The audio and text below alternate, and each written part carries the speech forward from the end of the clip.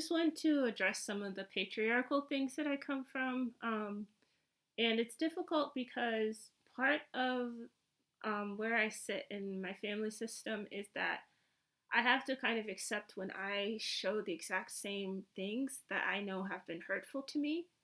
And actually, that's what it means to be an NPC, that I am on autopilot. There are only things that I know, and I'm just not going to have the awareness of it. And what will be helpful is if somebody calls me out on it. And I had that happen recently. So I'm not, I can't extract myself from the system that I come from. That's not what I'm doing. I'm saying I have this awareness and I am seeking something much bigger than myself to grow beyond this place. Because by myself,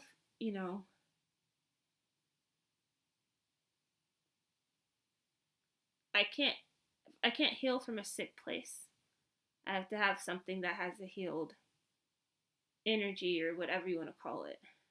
Um, so the first thing is going to be because I had talked about the CSA with my father, the childhood sexual abuse, and come to find out that I learned that um, my father comes from a lineage that's very essence is harm, patriarchal harm. And that's kind of the most vague I can address it, how I can address it. So I'll just leave it at that because it's too personal to get beyond counseling right now, maybe ever. I don't know. Um,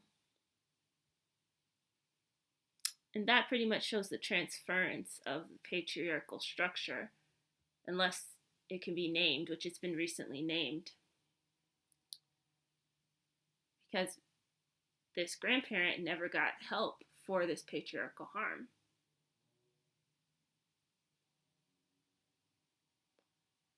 And I don't have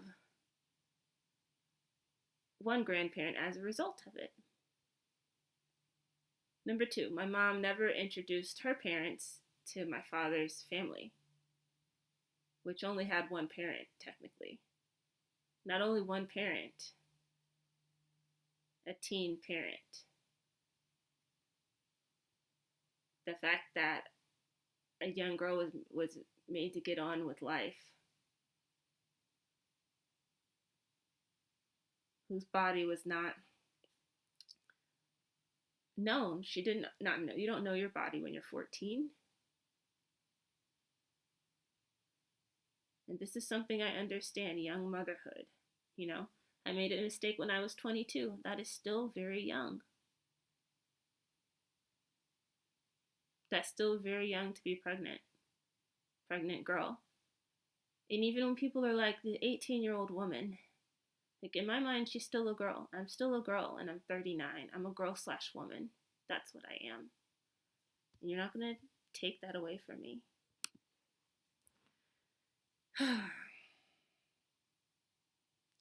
So there's that. There's also relatives that have more success within their maleness than the females have more success within their femaleness. That's specific to my Nigerian heritage. I see the patriarchal role at play. There's never been any discussion of female genital mutilation, which is a very oppressive act against girls in Nigeria and other African countries. And maybe not all girls. I don't think my mother experienced this, but she never talked about vaginas and breasts and all of these things, which will make me an easy target or make me or another sibling an easy target for harm to their bodies by predators. And I can't help but think, at least I have my clitoris. It could be much worse for me. People experience much deeper harms, much more severe harms. But the beauty of this, if I can say that, is that people understand harm. It still has many levels. And it can be a level 1 or level 2, and it can be a level 10. And people still validate harms that are not as severe.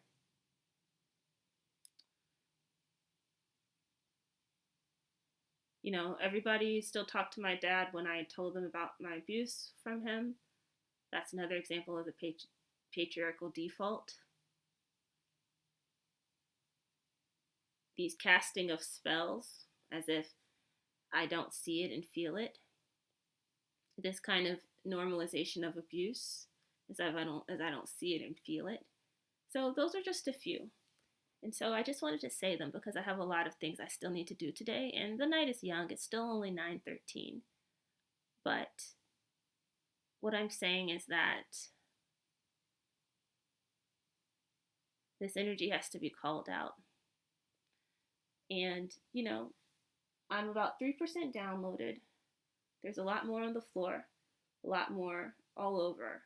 Maybe I can get one more up tonight. If I got one frame up per night, you know.